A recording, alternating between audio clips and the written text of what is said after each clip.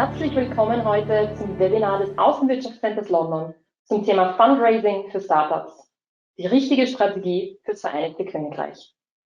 Gemeinsam mit zwei Experten aus der britischen Startup-Szene, die seit vielen Jahren hier im Ökosystem verwurzelt sind, haben wir ein 60-minütiges Powerbriefing für Sie zusammengestellt. Unser Ziel? Mit Ihnen Erfolgsstrategien fürs Fundraising in der europäischen Venture Capital und Finanzmetropole zu diskutieren. Mein Name ist Vera Meyer, ich bin die stellvertretende Wirtschaftsdelegierte hier am Außenwirtschaftscenter in London. Unser Büro ist Teil der Außenwirtschaft Austria, der Internationalisierungs- und Innovationsagentur der österreichischen Wirtschaft. Wir helfen österreichischen Firmen bei allen Fragen rund ums Auslandsgeschäft, sei es der Export, der Import, Auslandsinvestitionen, aber auch mit Informationen zu weltweiten Trends und Entwicklungen. Mit mehr als 110 Büros weltweit präsentieren wir österreichische Unternehmen im Ausland, vermitteln Geschäftskontakte, beraten von der Anbahnung bis hin zur Abwicklung von Geschäften, helfen bei der Lösung von Problemen, sollte es sie geben, und bringen globale Trends zu ihnen nach Hause. Das machen wir manchmal auch unter etwas widrigen Bedingungen, wie zum Beispiel heute. Die Coronavirus-Krise hält das Vereinigte Königreich, wie auch Österreich, aktuell fest im Griff. Und seit Anfang dieser Woche gilt hier ein Ausgangsverbot. Viele haben das Büro gegen das Homeoffice eingetauscht und so auch meine Kolleginnen und Kollegen, die allesamt in ihren eigenen vier Wänden sitzen und österreichische Unternehmen von zu Hause aus beraten und betreuen. Für unser Webinar hat das ein paar Änderungen bedeutet, denn eigentlich wollten wir hier zu viert für Sie sitzen, für Sie diskutieren und mit Ihnen diskutieren. Das klappt jetzt leider nicht mehr, aber wir haben eine Lösung selbstverständlich. Neue Kommunikationstechnologien machen es möglich. Wir werden alle unsere Sprecher heute remote zuschalten. Das heißt, sie sitzen alle in ihren eigenen vier Wänden, so auch meine Kollegin Renate Schnutt, die als Moderatorin für Sie das Webinar übernehmen wird. Wir sind zuversichtlich, dass das technologisch gut klappt, auch wenn das Internet hier in London manchmal etwas wackelig ist. Bitte haben Sie daher an dieser Stelle auch ein bisschen Nachsehen mit uns, sollte es zu kleinen Pannen kommen. Was erwartet Sie jetzt in den nächsten 55 Minuten hier? Allen voran zwei Präsentationen von Anthony David King und Alexander Goodwell, zwei bewanderten Experten, die seit vielen Jahren sich hier im Ökosystem bewegen und es sehr gut kennen. Sie wissen, was es braucht, um hier erfolgreich zu sein. Meine Bitte an Sie, nutzen Sie die Gelegenheit und stellen Sie die Fragen, die Ihnen auf der Zunge brennen. Ich übergebe Sie hiermit vertrauensvoll in die Hände meiner Kollegin Renate Schnutt, die unsere Expertin für die Bereiche Startups und Innovationsprogramme ist. Sie leitet das Startup Catapult, das ist unser Bootcamp für Gründerinnen und Gründer. Und wird gemeinsam mit unseren beiden Experten heute ein bisschen aus dem Nähkästchen plaudern, was es braucht, um auf dem britischen Parkett überhaupt erfolgreich zu sein. Liebe Vera, danke für die charmante Überleitung. Schönen Nachmittag auch aus meinem West-Londoner Homeoffice und herzlich willkommen auch von meiner Seite. Wir wollen uns heute gemeinsam mit unseren Experten Anthony David King und Alex Goodwill den unterschiedlichen Strategien im Bereich der Kapitalakquise widmen und auch einen Blick auf das Business Setup werfen, das notwendig ist, um auf dem Internationalisierungspfad auch eine gewisse Bodenhaftung zu bekommen. Bevor wir Anthony nun auf die Bühne bitten, mehr oder weniger, möchte ich einen kurzen Überblick über das Startup-Ökosystem in UK liefern. Hierzu habe ich auch eine kurze Folie vorbereitet für euch. Grundsätzlich ist das Startup-Ökosystem rangiert auf Platz 3 im globalen Kontext. Das heißt, allen voran natürlich Silicon Valley und New York. Der Wert des gesamten Ökosystems wird auf ca. 50 Milliarden Euro geschätzt.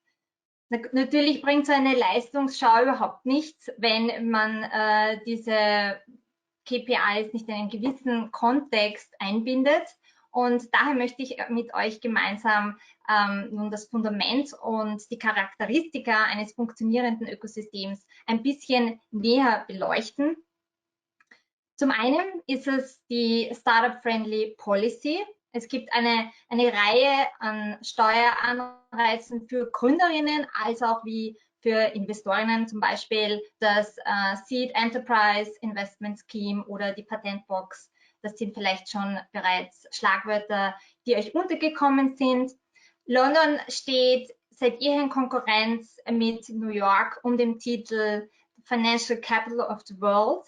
Wohingegen in New York eher auf den Big Win gesetzt wird und in UK herrschen Dinge vor wie einerseits Stabilität, Sicherheit und auch Privatsphäre. Als ein weiterer wichtiger Punkt ist auch natürlich der internationale Marktzugang zu nennen. Die Zeitzone ist perfekt für das Setting up für ein International Business Hub. Und UK ist auch ein Schmelztiegel vieler Kulturen und somit die beste Grundlage für erfolgreiche und diverse Teams. Außerdem ist UK das Tor zur Anglosphäre und somit ein guter Übertritt auf internationale Märkte wie auch die USA. Wobei man hier nicht der Versuchung verfallen darf, dass es dasselbe Strategien dort funktionieren wie in UK, aber man ist einfach für die Internationalisierung wesentlich besser vorbereitet. Natürlich mit dem, alle flirten, hier ist die Kapitalausstattung in UK. Trotz Brexit erfuhr der britische Startup-Sektor einen Wareninvestitionsboom 2019. Mehr als 10 Milliarden Venture Capital floss in im Vereinigten Königreich ansässigen Startups, also mehr als in Frankreich und in Deutschland zusammen, muss man sich das auch einmal vorstellen. Und somit pusht sich UK immer weiter hinauf die Leiter zum wirklich attraktiven Startup-Hub, vor allem in Europa, unangefochten. Natürlich kommt dann auch nicht nur die Kapitalausstattung, sondern auch die Humankapitalausstattung dazu. Es wohnen hier 9 Millionen Menschen aus 180 verschiedenen Ländern. 40% sind auch im Ausland geboren. Man hat hier 14.000 ansässige Startups, die ein Jobangebot anbieten von ca. 300 Jobs im Tech-Sektor. Und das ist natürlich ein unglaublicher Motor für die Entrepreneurial Culture und auch den Spirit, der in dieser Stadt einfach auch vorherrscht und den man eigentlich immer gut spürt. UK ist natürlich auch ein ganz signifikanter Wissensknotenpunkt. Das heißt, es gibt eine hohe Dichte an akademischen Wissens, natürlich jetzt ganz konservativ im Bereich der Universitäten. Es gibt 30 Universitäten, 5 Top-Universitäten, wie zum Beispiel das Imperial College, mit dem wir stark und gut zusammenarbeiten, Oxford, Cambridge, London Business School, LSE, lauter Kultstätten der Bildung, würde ich mal sagen. Und last but not least gibt es auch ein unerschöpfliches Potpourri an institutionellen Support. In UK gibt es an die 12.000 Investoren, 5.000 allein in London ansässig. Das heißt, das ist wirklich ein guter Zugang. Und wenn man dann noch ein bisschen tiefer reinschaut, es gibt ca. 100 Accelerator-Programme, 30 Inkubationsprogramme. Es gibt sehr viele sektorspezifische Aktivitäten hier, von denen viele Unternehmen, viele Startups profitieren. Und all diese Fakten, hierzu kann ich eine wirklich wesentliche Ressource gerne mit euch teilen im Anschluss, einen Ökosystem-Report, aus dem ich diese aktuellen Zahlen auch herausgezogen habe. Now the time has come and we're going to swap to English and we're going to introduce our guest. At first, I would like to hand over to Anthony David King. He is a great voice in the London ecosystem and is currently working for Vira and Airbnb, such big international impressive brands.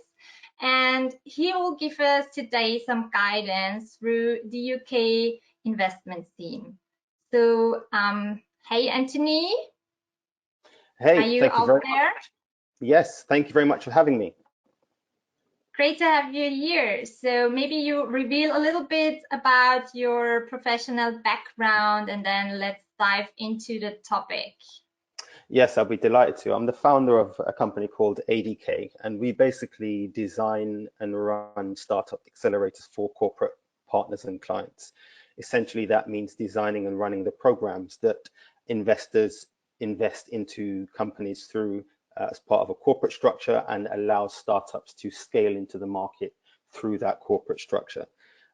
We do it for companies such as Telefonica, who are the fifth largest telco in the world, Airbnb, the Bank of Korea, London Business School, Imperial College, and a number of other companies. And so today I want to really focus in on raising startup funding, but in particular, what companies and startups should be thinking about putting into their pitch to investors. We're quite in a beneficial position because we get to sit both in the corporate side, designing the programs and investing into the startup, but also work from the startup end to prepare startups to receive investment and to prepare for engaging investors. So there are a number of different types of investor that startups should be thinking about. There's angels, venture capital. Angels are traditionally high net worth individuals or founders who've exited a company and have capital to deploy into startups. Venture capital is much more structured in terms of having deployment of limited partners capital into growth stage companies. Corporates and accelerators is where I sit, and that's more through investing through a corporate structure. You have family and friends rounds, which is usually the first point of call for some startups if their network is big enough or has access to capital as well. You have crowdfunding in terms of the collective funding of startups through the crowd, and then you have family offices, which are more about kind of family funds and deployment of capital that way. There are some common things that every startup pitch needs to have.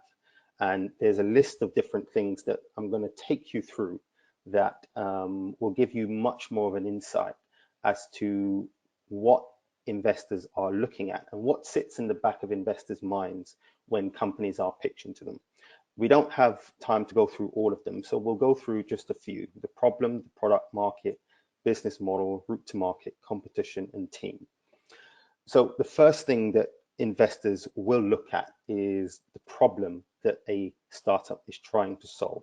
It's not so much the idea or the gap in the market. It ultimately is, what problem are you trying to solve as a startup? And there's a way that we look at this in terms of companies seeking investment and going through the funding rounds. And we're looking at really the size of the problem, but we're looking at it in a particular way. We kind of want to know initially, with the founding team or the founder or co-founders, what experience they've had of the problem, i.e. have they worked in a particular industry for a particular number of years? Have they been a consumer of particular types of products that they're now wanting to sell? What experience have you had of the problem? And now how have you currently validated it in today? So have you done research? Have you spoken to customers? In what ways have you validated that the problem is just not one that you've identified, but it's actually one that your customers face? And then thirdly, what impact can you see this product or company having if it achieved what it sets out to achieve? But also, what would the impact be if you didn't? And so it's really pulling together that linear fashion of the problem into a way that really starts to build a narrative around the necessity of why your product will be necessary, which then is the next thing we look at. What product are you building that's then going to become the solution to this problem? And there are three things you kind of have to think about in terms of how a product is being built to solve this problem. Firstly, how is it explainable, or how explainable is it? When you're thinking about a product that's either a B2B product or business model that has to be sold into a company and potentially up to the C-suite, it has to be explainable from the ground up. Or if it's a B2C product, ultimately it has to be explainable from one customer to another within the marketplace. It has to be explainable. Two, how is it scalable? It has to be able to scale from region to region and territory to territory. that's something that investors do want to have a return on their investment. And so scalable products do tend to attract that kind of investor to deploy that kind of capital. And then 3, how is it defensible?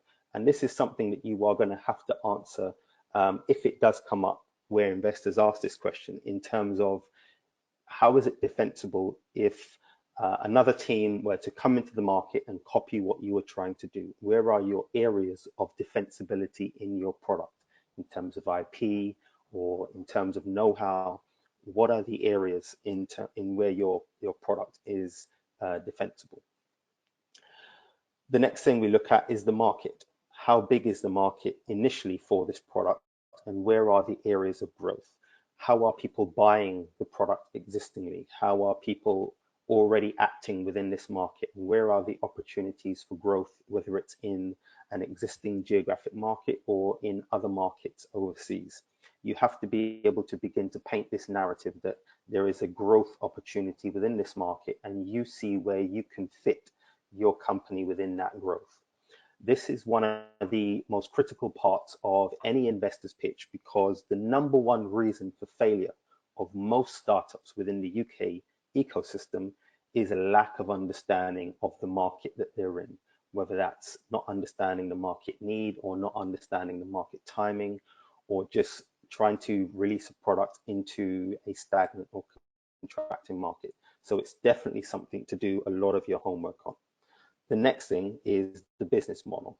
And there are multiple different types of business models, but you could probably boil many of them down to 3 different types of categories, even though these could overlap in different ways. But ultimately, one of the things to really pay attention to is different types of investors, especially at VC level, may often focus on investing in different types of companies with very specific business models. So we have investor partners who only invest into, say, subscription-based business models, or we have some of our programs focus mainly in terms of corporate investment on marketplace models. And a good way to do your homework before approaching investors is to look at their existing portfolio of companies that they've already invested in, and see if there are any kind of common themes between the business models that they typically invest in.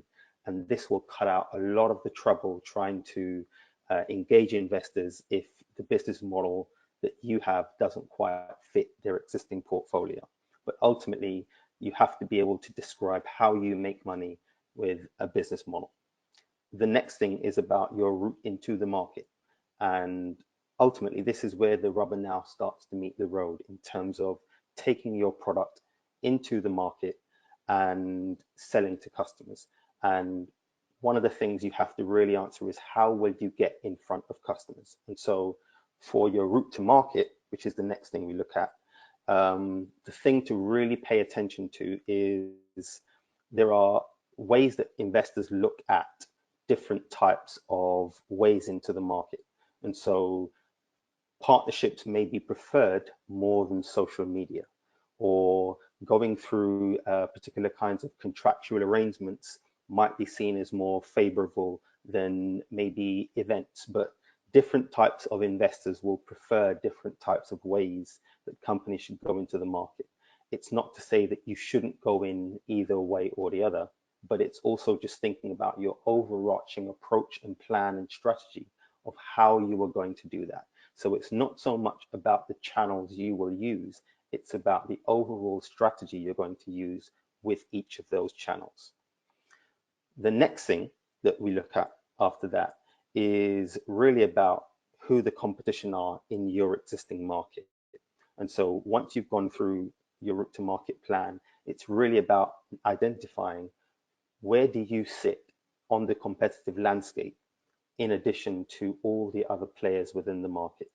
And so you could be a technology company that is in a market where technology isn't used as much as it should be. You could be a low-cost provider in a market where there are mainly high-cost providers. It's really being able to differentiate where you sit on that landscape.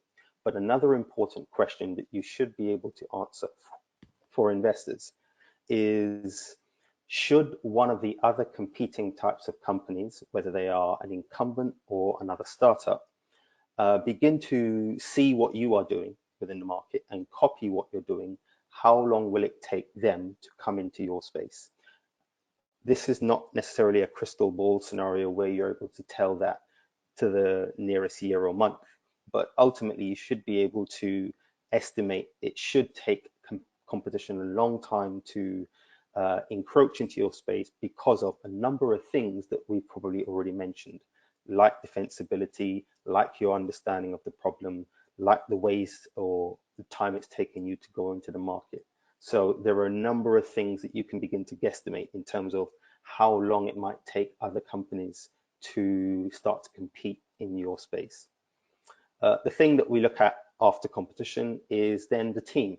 And this is probably the most important aspect of any investor pitch, because ultimately it's going to be the team that executes on everything that's within your pitch.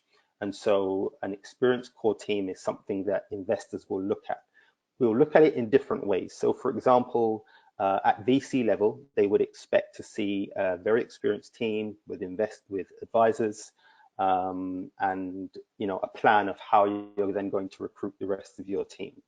At our level, in terms of corporate investment, we like to see a great team, but it doesn't need to be hugely big, because we understand you're coming in at sometimes an early stage and you're going to grow that team, and you're also going to find more and more advisors. For angel investors, they may look at it slightly differently, because angel investors aren't necessarily too particular about the number of advisors, because they may see themselves as one of your advisors as well. So if you don't have any advisors on board at the moment when you're pitching to angels, that would probably be a discussion that they will want to have to be an advisor on your board of your startup. And lastly, the thing that we look at is, what are you asking for? And it's important to be very specific about what you're asking for in terms of investment, whether you are raising a particular round or how much you have committed already, but ultimately as well, what you are going to do with that investment should you have it. The investment should be the last thing that comes into the plan. The investment is actually the thing that kicks off the entire plan of what you're going to do as a startup. So being very specific about what you are asking for, how much you have committed, and how much what you're going to do with it is something to be prepared to answer that question for investors when they ask it. There's a couple of things to kind of wrap up with in terms of tips that I want to share with you that I think are very important. So the first thing is to be very simple in terms of how you are communicating what you are communicating about your company. So keep it as simple as you can. Quantify any claims. So if you are growing if you're growing into a particular market, how big is that market? If the market is growing, then say how much it's growing by. So anything that you claim, put as much as you can a number to it to quantify those claims. Show more than you tell, and by that I mean if you have a beautiful user interface on your product, then show the beautiful user interface. If you have a great diverse team of people, then show their faces. So show as much as you tell, and if not more. Keep slide decks when you're sending decks or you're pitching in person down to a minimum, as much as you can. You don't need a whole lot of decks. You can put one particular point to each slide, and that's enough. If investors want any more, they'll ask for it, and then you can provide it, but you don't need to overcomplicate it from the beginning. Be prepared to answer the 3 whys. Why this, as in why are you creating this product, or why are you developing this product? Why now, in terms of the market opportunity? Why is now the best time? And why you? Why are you the best team to execute on this? Get as much feedback as you can from investors. So if you send in decks and an investor comes back and said, this is not for us, get some feedback on why. Don't take it too personally, just collect the feedback and roll it into your next pitch to take that on board and see how much you can kind of adjust in the next pitch. And ask for introductions. So if you know anyone or have contact with companies that have already raised investment. Ask if you can be introduced to their investors. Oftentimes, they may be happy to, you just have to ask. That's a short kind of overview of what we're thinking about in terms of when companies are pitching to us in different aspects of the investor space. And to kind of wrap up, I'll have some contact details if anyone wants to reach out to me directly and go through this in a little more detail. I'm happy to answer any questions or give you some tips or anything. But that's it, and I look forward to hearing from you and continuing with the discussion. Thank you very much. Over to you, Renata. Thank you, Anthony, for the time being. Thank you very much for your contribution. We will come back to the topic in a moment, but first we want to look on the operational side, on the operational structure and what is needed in the background. So we presume that you should set up a business for all that. So we've invited another expert for that. This is Alex Goodwill. Goodwill is a long-grown partner for Advantage Austria, Außenwirtschaft Österreich in London, helping not only Austrian companies and startups to scale. Alex, you're now the man to turn to in that case. Hi there. Hi, Renata. Thank you for having me on the show. Welcome on the show. Yes, let's call it like that. Could you just share your professional background a little bit and then glide smoothly directly into the topic? Perfect. Yes, thank you very much. My name is Alexander Goodwill, and for 3 years now, I've been the CEO of Goodwill, a family-run business. This family-run business has been helping foreign-owned companies expand into the UK for 22 years now. We've helped over 1,800 companies, taking away the essential business services required when coming to the UK. And we do that through 5 services. So that's kind of the corporate legal, the finance, the payroll, the HR, and what we call virtual office. So really everything that a company shouldn't really be focusing on that they need to be done from a compliance perspective coming to the UK. So to this extent, I just want to share 5 tips that we think is good for companies coming to the UK who want to seek fundraising should think about. And the first one here is do what's right for you. And this follows on quite closely from what Anthony was saying in terms of when you're looking for investment, making sure you get the right investor and understanding their expectations and how they will fit with your organization. The big thing now in London is working much more with strategic partnerships, which has a much bigger success rate for startups if they can align themselves with a strategic partner who can open up ecosystems, open up avenues and partners, as well as possibly clients to a community who are also aligned with your business. An example of that is recently we had a client who took 1 million in funding and probably didn't look enough into their investor and slightly regretting it now. So this is a common problem that happens a lot. So I really think about who you're looking to get into, as we say in England, get into bed with when you're sharing your business and finding investors. Moving on, understanding whether London is the right market for you. A lot of different companies, like Anthony said, or different investment types you can get in the UK market, everything from angel investors to VCs, banks. There are a huge number there offering huge amounts of money to very little money on a totally different scale. So there's a huge ability to tailor what kind of investment you give and what you give away from your own company. So really find out all the different opportunities, all the different possibilities. Crowdfunding is a very popular one at the moment. So there are loads of different avenues when looking for fundraising in the UK market. A lot of startups also from a London perspective or the UK perspective, and Renata mentioned this, there's a huge access to a talent pool. A lot of companies find it much easier to find a diverse talent base to help their business grow because it's vital to growing your business. And also low corporation taxes in the UK are very are very attractive. 25% in Austria, just 19% in the UK. And finally, just think about what your end goal is, whether that's you're looking for an exit. A lot of people use the UK from Europe as a stepping stone to the US. It can be a much smoother transition, having tried a foreign expansion to London and then moving on to the US, where it can be even more competitive than the already competitive market in London. So all things there to consider, and definitely take advice, whether that be through Advantage Austria. There are also other considerations there. There are local researchers here, and even the UK have an equivalent of what's called the Department of International Trade, who have a very close insight into incentives and grants that are available to businesses to help them grow and scale in the UK.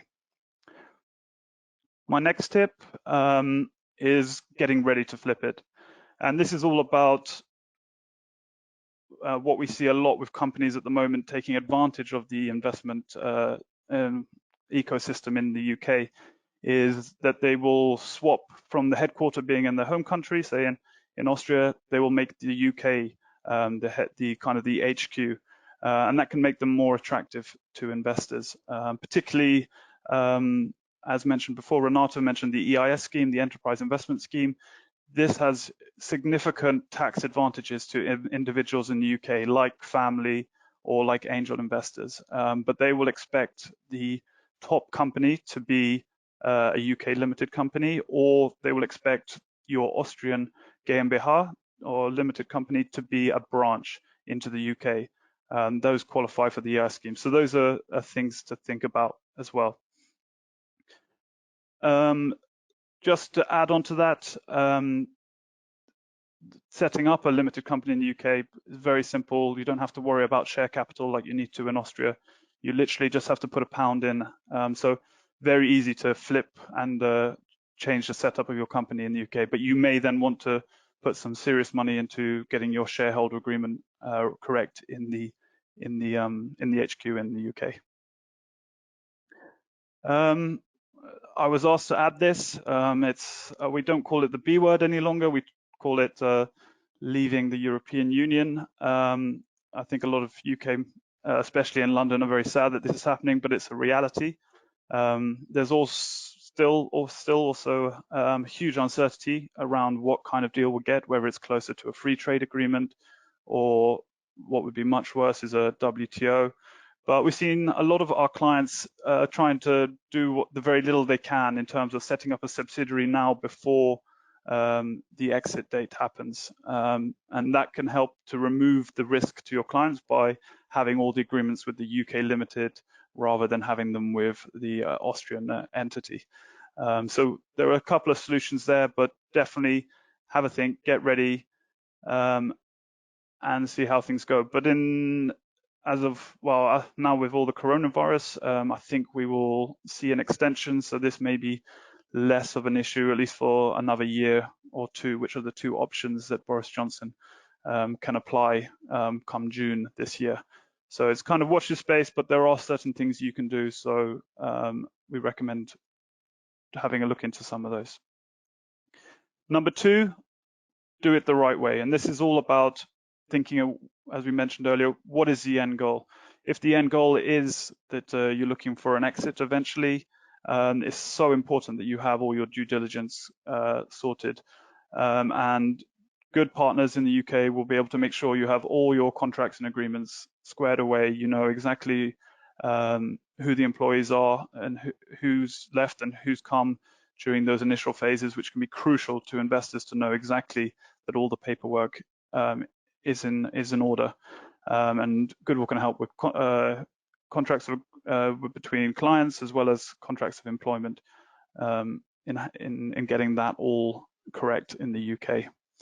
There's a lot of risk, of course, getting it wrong, and there's a lot of different areas, and one of the most common is VAT that can result in fines to businesses. So we really focus on you doing what you're best at and letting a local partner get involved who knows it and can work with you to get you focused on selling your business, and a partner working to get the compliance and the regulatory side of things working seamlessly. And finally, the last one, why are you waiting? We think that it's important that you focus on what you're good at, as mentioned, and be in a position to move quickly as times change. The setup costs in the UK are really quite low. It's very simple. It takes 1 or 2 days to set up an entity, whether it's a limited company, we say 2 days. If you want to set up a branch, that can take up to 2 weeks. That would be a GmbH oder eine Niederlassung equivalence in Austria. Generally, UK is very business friendly. The only thing that we would say is that there are delays in terms of getting bank accounts. We see this acutely with German and Austrian companies. But at Goodwill, we have solutions to resolve that. And we're able to offer kind of client account solutions where we can pay staff, pay taxes, and pay all supplier correspondences while we help you get a bank account in the UK. And this all forms part of what Goodwill has built over 22 years, finding practical, quick solutions to get you into the market smoothly, quickly, so that you can focus on growing and expanding into the UK or finding the fundraising that you need to in the UK. And I think that's it from me. I look forward to hearing your questions later. I will hand back to Renata now, but like I said, happy to take any more questions well, shortly, I believe. Yeah, right now. Thank you, Alex, for your contribution and your tips. I would suggest to open up this round again for some further questions because they are already queuing. That's a good sign. Anthony, could you please join us again for the final part and the Q&A session? I'd be happy to. Thank you very much. You're here again. That's nice. Okay, brilliant. So yeah, let's step right into the questions. First one, very interesting one, actually. So this is a question I get fairly often. So are there chances to attract UK investors for overseas projects, or is the investment based on the assumption that the company will start in the UK ecosystem? So is there any chance to do fundraising without setting up a business in the UK? I mean, like I said before, you can set up a branch, a Niederlassung, and that doesn't need to be overly complicated in terms of having an entity. From our experience, angel investors, especially if they're taking in the EIS scheme in consideration, will nearly force the company. They won't give them investment if they're not taking advantage of those tax incentives in the UK. I think from a kind of a middle perspective, I think businesses are worried about FX or certain control mechanisms if they're investing into a business that isn't in the UK. Saying that is not unheard of, and there are large VCs that have offices across Europe and may be able to give that investment. That's my understanding and experience. Okay, I think it's always a little bit tricky if you don't know the market you want to access any investors. It's kind of better to really merge into the ecosystem. Anthony, what is your opinion on that? Yeah, it's actually quite common for a lot of our startups who are actually based in the UK to raise investment from, say, US. So it's not it's not an impossible thing, but there are a number of implications to kind of consider. I think one of them is one that Alex mentioned earlier in terms of the incentive around the SCIS scheme. That's an attractive element of investors investing into UK-based startups. There are often some legal implications around that as well that I'm sure Alex can probably expand on. So it's not an impossible thing. It's just it makes it a lot more attractive if you're approaching UK investors to actually have a branch of your company set up in the UK. It will serve you a lot better in terms of attracting that investment and actually going to market. So there are lots of benefits around it. If we stick to the tax relief, so we've just mentioned the SEIS, so there's also something for investors. Alex, could you just share a little bit what's out there for investors as well, so that we have a complete idea? Mainly, I think if you're talking from the investor, especially angel investor, the EIS scheme, I probably should give more details around that.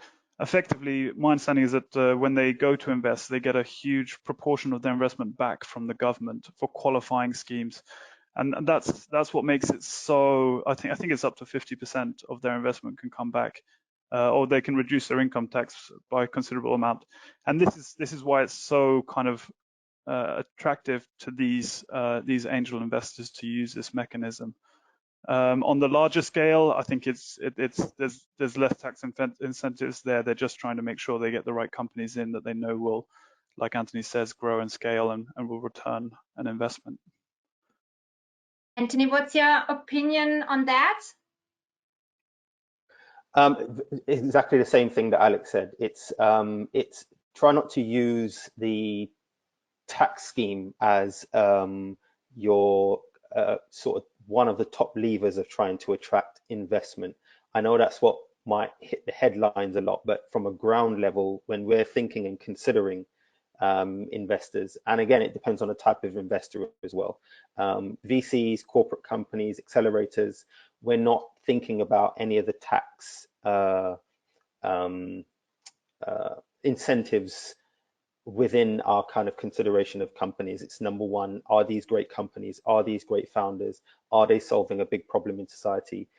All of the other tax implications are secondary, because they are essentially through government policy, which can change at any time with a change of government, or like we've seen recently with a change of circumstance. So we don't tend to focus on those things. So it's not something I would necessarily encourage founders to think about, but see it as a bonus rather than the kind of key reasons why investors may invest. Yeah, startups shouldn't be focusing on that at all. That's more from the angel investor side. Really focus more on getting the right investor / partner to work with, irregardless of the incentives around that area anyway. But it's important to understand the motivations of certain angel investors. So there's another questions regarding pitching. When you pitch an investor, why should you be specific about the amounts? What do you think? So maybe this is a good question for Anthony. Yeah, the reason you should be specific is because you're ultimately asking an investor to deploy a certain amount of capital into your business. And so you at least have to give, if you're not being specific, some remit around what you want the investment for. And with that comes specifics. I can't think of too many reasons as to why a founder or founding team wouldn't know what some of those specifics are, because ultimately it's your company. You know what you want to achieve. You know the particular time scale in which you might want to achieve it. So that should be able to kind of define, even at least for the short term, what a specific round of funding might be in the early initial stage. And so that's why it's important to be specific, because ultimately half of the decision to invest into companies is the confidence that investors have in founders and their teams. And if you are in any way kind of vague about certain things, some of that confidence may be lost. And so what you'd want to try to do is to convey that confidence that you know what you want to do, you know where you want your company to go, you know what you want it to achieve, and you know that you are the team to be able to execute on it. What you really need is that additional resource of capital to be able to execute on it. So now we have a virus-related question. Given the current situation, how much sense does it make to engage in the UK market looking for funding, as it is in Austria practically impossible? Everything is on hold. So what is your impression right now, Alex? I think that comes down to whether you believe that this is going to go on for 6 months, a year, 18 months until we've got a vaccine, or if you think this is just going to be 2 or 3 months. I think everything I've read suggests it's going to be longer. So we're all going to have to get used to working like this and adjusting to moving on with life, unless we want to completely decimate our economies. So I think for me, I think we're going to have to just learn to do the things either through webinars and video conferences like we're doing now, or other means, or find more ingenious ways to start doing business, because if we don't, we're just going to make things worse and worse as time goes by. I think there's still business to be done. There's still money definitely flowing around London. I've seen some very weird projects get a lot of money. So I think we'll see. I think we'll see stuff go on. It just take a bit. There's a bit of a shock at the moment, but I'd like to think that people realize that life needs to go on, even if we're in lockdown. If the lockdown finishes earlier, then we go back to normal. But I understand people's intrepidation or worry or concern and there's a natural fear to hold back. But I think UK is very business friendly. It can be very low cost to get into, so it doesn't have to be an expensive market to enter. It may just be a bit harder to get traction until we find new forms to do that. I have the personal impression that a lot of VCs are more approachable because they have time and they really want to dedicate time to specific cases. So I think this is also good. There are a few downsides, but also upsides. And the situation is also demanding a lot of innovative way of thinking, coping strategies. And I think this is also a very good opportunity to, work on new ways of thinking. What about you, Anthony? What is your idea on that? So London is a very different beast in Europe when it comes to investing. In some sectors like fintech, London commands I think it's about 2 billion.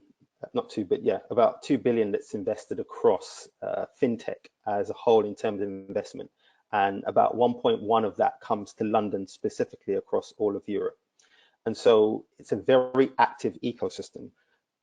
Flashback to 2016 when Brexit was announced, and there was a bit of a hesitation for founders thinking that actually the announcement of Brexit might have slowed down the investment activity into startups.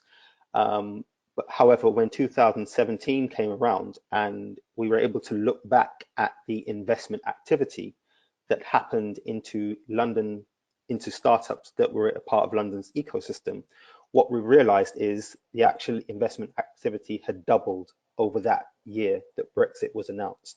And so where initially we thought that there may be this catastrophic event that took place for some of us who obviously wanted to remain, of course, that might take place, that might slow down investment. Actually, it was a reason where many investors saw opportunity to begin becoming more active in the scene and double down on their investment. So we don't actually know what's happening yet. But all I can say from our perspective is we are still investing in startups. We are investing primarily in specific areas now over the next couple of months, even in the midst of what seems to be a very challenging time. And a number of our startups are still closing funding rounds. So it's not so much to do with the particular circumstances at the moment that we can see, but actually just the general investment schedule that tends to have its peaks and troughs throughout seasons of the years, whether it's following on from the Christmas into New Year, and then we see it ramping up as we close the tax year, which we're in right now.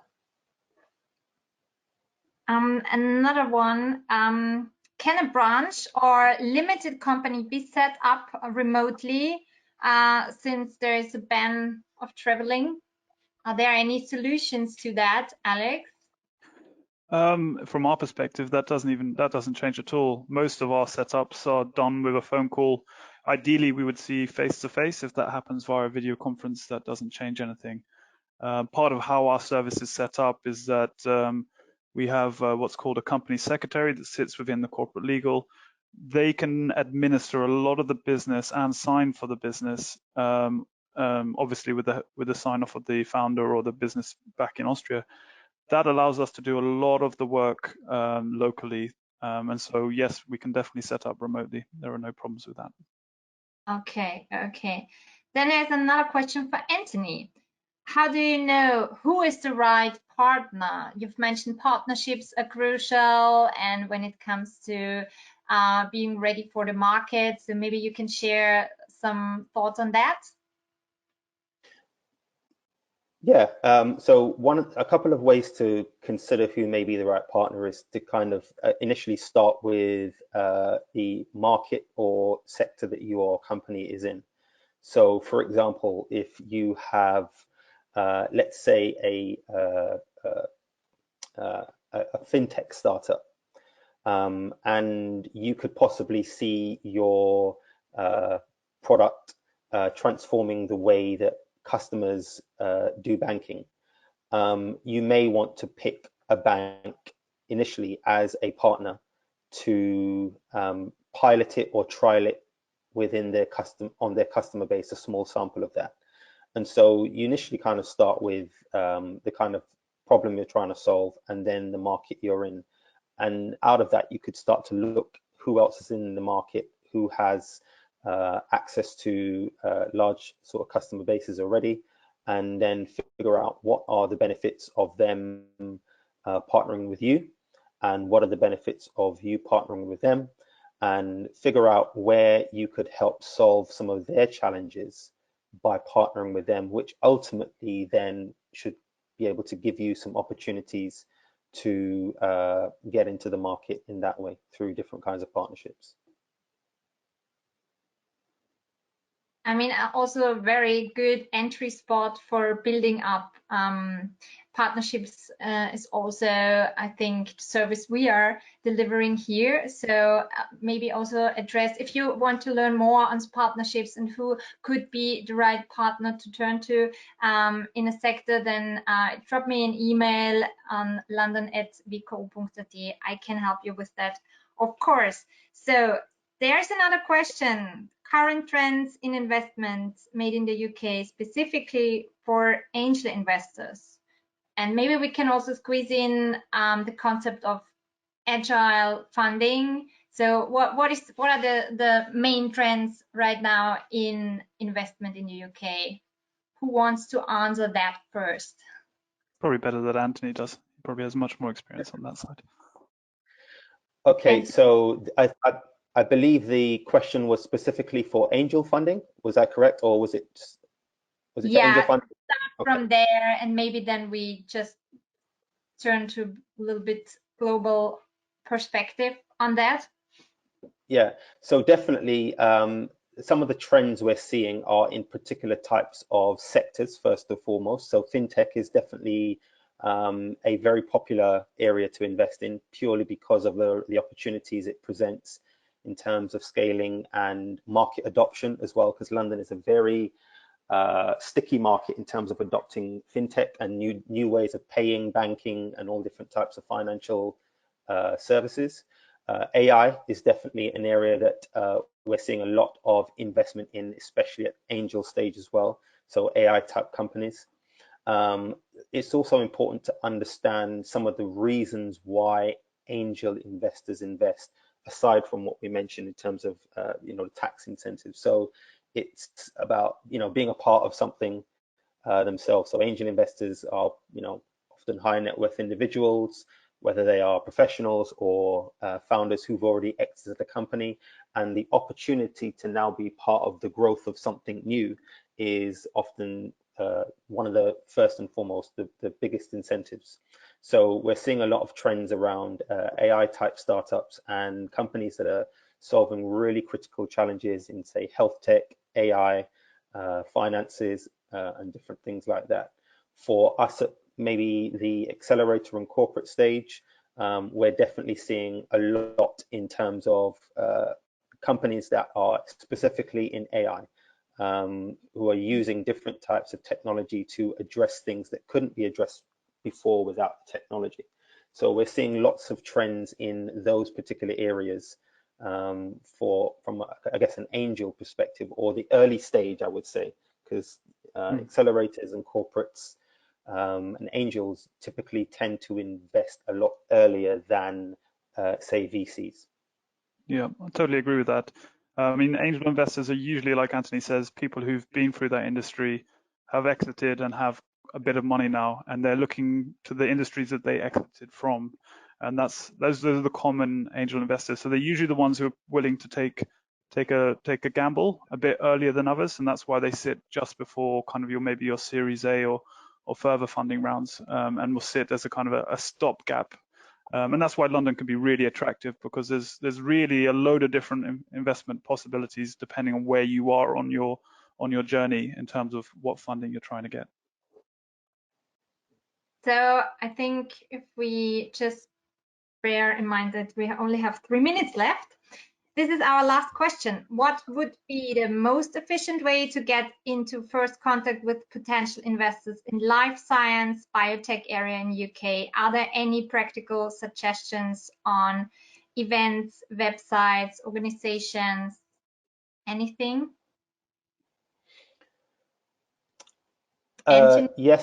Yes, we have one. We're actually investing into health tech at the moment. So that's an area that we are investing in through our Where accelerator. So it's definitely something that anyone who's interested in that should just get in touch with me directly, and I can tell you a little bit more about the programs that we have.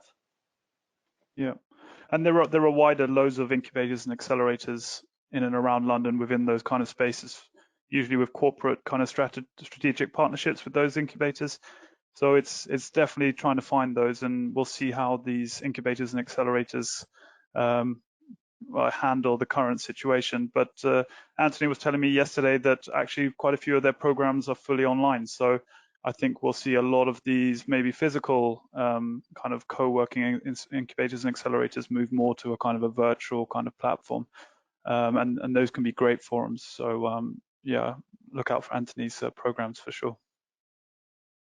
Thank you so much. So as we have to come to an end, and to wrap up, what is your main piece of information or advice you would like to give, Anthony?